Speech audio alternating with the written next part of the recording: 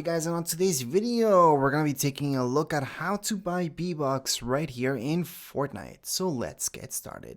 Your very last tab will be your V-Bucks. So just go there. And technically, this is the cheapest you're going to get. That means, yeah, the most expensive one is actually the cheapest. That's because you get 35% extra. So right now, if you guys hold on X to this, just press X, then you have to hold on to X to purchase this. So hold on to X. From there, you just have to verify, and then you're done. I use PayPal, for example, but depends on your own setup. And right now, I only had 1,000. So once I go back, I should have more than that, obviously. I should have 14 something.